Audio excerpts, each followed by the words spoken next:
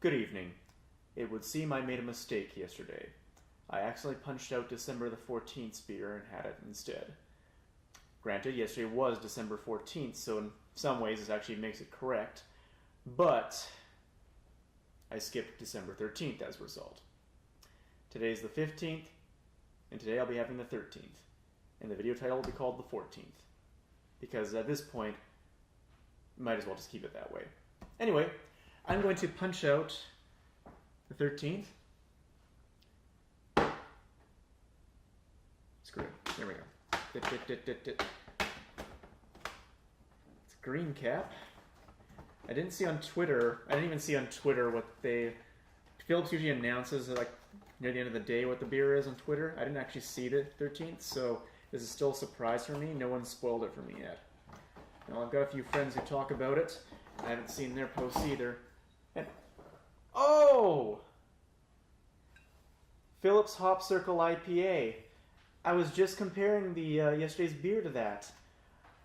Oh, wow. Okay, well, what's that doing over there?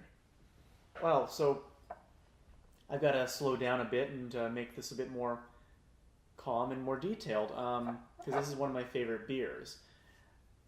It's also one of my first craft beers, but I've found it still holds up as one of the stronger ones I've had ever since I started drinking craft beers when I was like 21. I've been drinking this before it even had the UFO on the cover. Like that, I think they put that in around maybe 5, 6 years, 7 years ago. God, I'm old. Oh man, I'm looking forward to this. I haven't had one of these in like a month.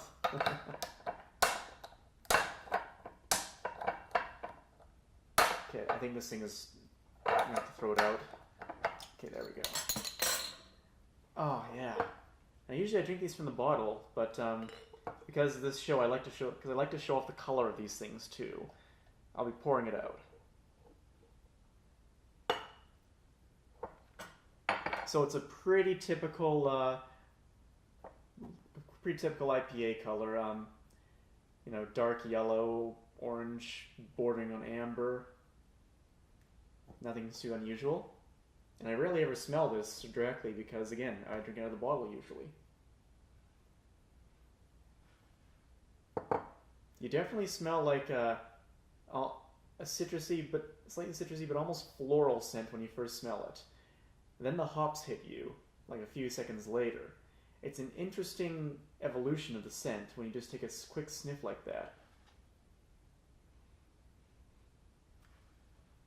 Like at first it's very mild, and all of a sudden, there's the hops.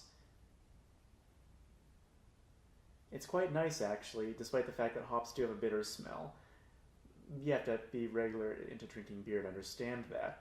But again, if you're watching this channel, you probably are. Actually, yeah, it does smell quite nice. Anyway, which is something I don't usually get to do that because I usually drink it out of the bottle. It's nice how even now, after having drunk this for 7 years, I can still find new experiences to enjoy it with. Now I know it has a nice smell. Anyway, let's have a sip. I've already had this before, but you know.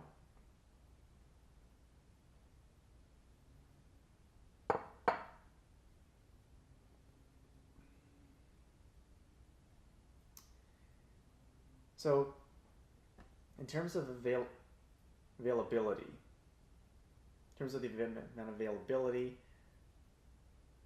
and just how good it is for how common it is, it's one of the best beers in BC. Now, granted, you have to drink it multiple times to get the full effect of it. I find the taste of it evolves the more you drink it. Not just in one sitting, mind you, but just regularly drinking it. When I was in college, I drank this pretty much every day. I had one Phillips with dinner. And after a while, the taste evolved. Right now, it's strong on the hops. Like, I even got the whole grass on tongue thing. It's strong on the hops. Not as strong as some other things, mind you, and it's certainly nowhere near as bad as the really, really strong West Coast IPAs were.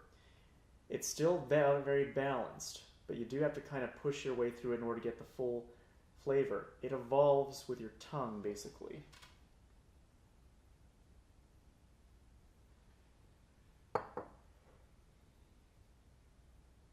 Like even now, I taste less hops. The hops are blending into... The hops have already taken root in my tongue, and I'm tasting the other flavors. And it's difficult to describe the flavor of this without making it sound disgusting.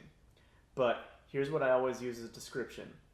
Lemon juice, a bit of lemon juice, and spinach. Now those don't mix in cooking, I'm pretty sure, but they sure mix here. And of course it's not actually lemon juice and spinach, but it gives you that taste of it here. And it mixes so well, you would not be able to understand it based on my description of it. It's like when you're told something mixes really well and you don't believe it. Like, especially with molecular gastronomists these days, like, ice cream apparently mixes with bacon, because it's the sweet and the saltiness combining. Go figure, but you'd never imagine that. Just like also with the Kali mocha I made on this show, Coca-Cola and red wine. The sweetness of the Coca-Cola mixes with the bitter tinge, the slightly bitter tannins in the red wine, the cheap red wine, and makes a delicious drink.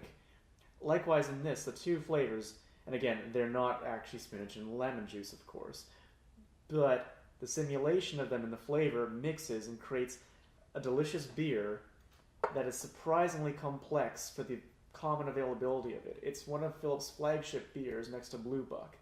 It's every liquor store has it pretty much. But it's so nice, despite the availability. Not trying to be all pretentious here, I'm just glad that it's available and it's so good. I'm glad. I don't care about hiding away a delicious beer in the middle of a freaking mountain or anything like that. I want the best beers to be available to as many people as possible without compromising the original flavor. And Phillips has never compromised with this. So I salute them.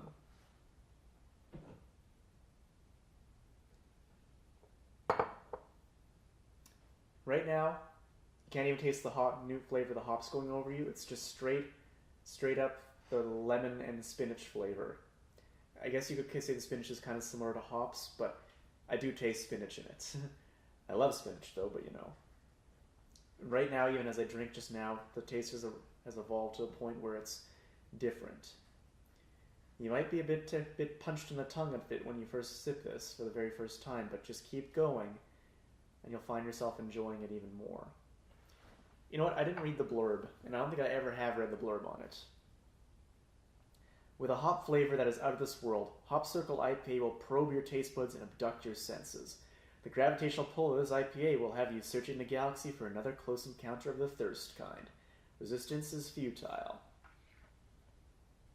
Well, it certainly is futile because I've never moved on from this beer. It's always been one of my favorites.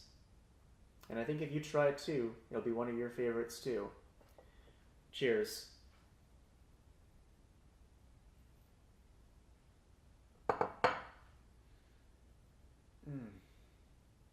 It's even better now.